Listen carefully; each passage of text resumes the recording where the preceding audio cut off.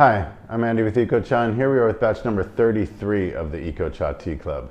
And this month's batch is a Honey Oolong, Oolong, and the name is derived from the fact that these leaves were affected by the green leafhopper while they were growing. And the effect of the green leafhopper is that, depending on many factors, they often result in a honey-like flavor and aroma in the brewed tea. And this batch definitely reflects that in its flavor profile. We sourced it from our ongoing source of Dong Ding Oolong Tea, and while the farmer was aware that the leafhopper was present during the growing season and even at harvest time, they didn't notice any particular honey flavor when they made the tea. When the tea was finished being processed and they tasted it before packaging it, they didn't notice a honey character. However, upon their first roasting of the tea, as they intended to make their normal product of Dong Ding Oolong Tea, which requires at least a few roastings, they tasted the honey flavor quite prominently and tasted it again and decided to just leave it as it was, given that they know that we are particularly interested in any form of the bug-bitten effect, because we find it a delicious flavor profile, and each batch is unique. You never really know what is going to happen when leaves are bitten by the green leafhopper. Sometimes there's no noticeable effect in the leaves, and other times it's quite obvious, and it can come and go with repeated roastings. There are a number of stories that I've heard about farmers roasting it once, having it be kind of, there's something there, let's roast it again, nothing. Putting it away for a year, taking it back out, roasting it again, and the flavor is quite evident.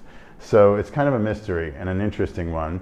And we've heard of people doing research in mainland China about the science of what happens in the leaf compounds, the chemical compounds in the leaf as a result of being bug bitten. So perhaps in the near future we will all know and understand a bit more about the magic that the green leafhopper can perform for us. So this farm is our normal Dong Ding Oolong farm in Yonglong village above Dong Ding Mountain in Lugu Township, Nantou County, Taiwan. A little over 700 meters elevation. The garden is what we consider heirloom, at least relatively speaking. It's about 40 years old, and the trees are particularly healthy for that age, and the farmer attributes it to the fact that he has never used any weed killers on his land in the generations of it being farmed. Of course, his father didn't have the option. There didn't exist any such chemical more than 50 years ago, and he had no interest in using these chemicals on his land. So the trees are doing great, and they're well cared for and produce a character of tea that we continue to appreciate from season to season. So these leaves are, I'd say, above medium oxidation, well oxidized, as our Dong Ding farmer likes to do it. He oxidizes his leaves to an extent that would be considered a more traditional style of Dong Ding Oolong, and then roasts them to balance out the oxidation level rather than just have a prominent roasted flavor, which is more and more common in recent years in the making of Dong Ding Oolong. So this batch, having only been roasted once, really doesn't have a roasted flavor. It definitely changed the flavor of the leaves. As we said, they didn't have a honey flavor when they were first made, and upon first roasting the honey flavor came out. But not only that, the whole composition of the tea was transformed by the roasting. It became richer, more bold in character. So we have a deep golden color, very vibrant.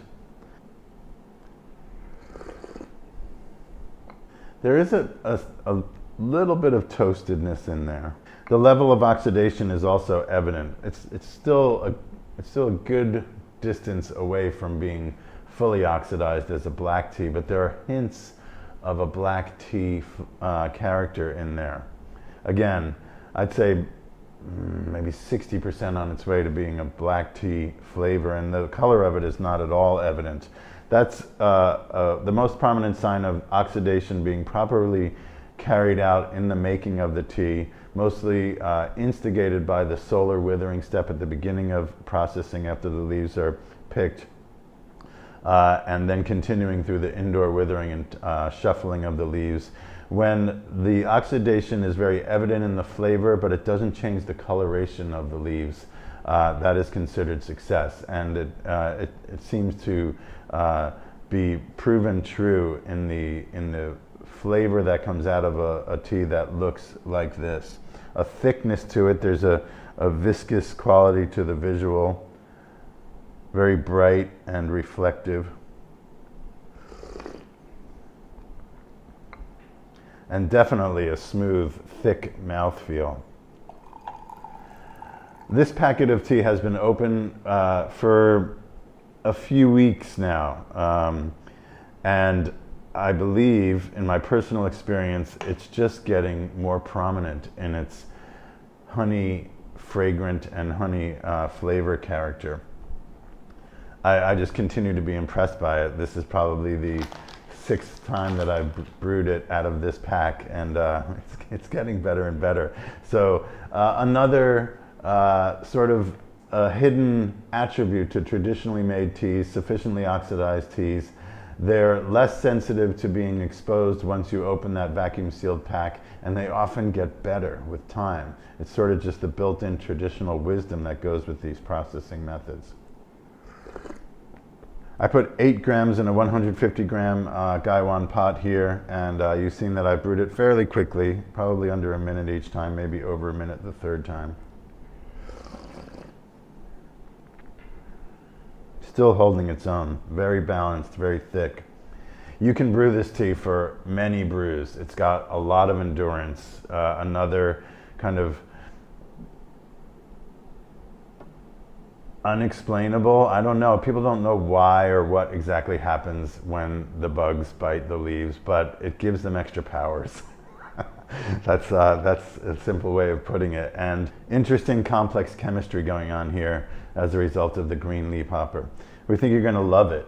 Take it slow, don't brew it too strongly at first, and then see how far you want to push it in terms of the concentration of the leaves, the length of the brewing times.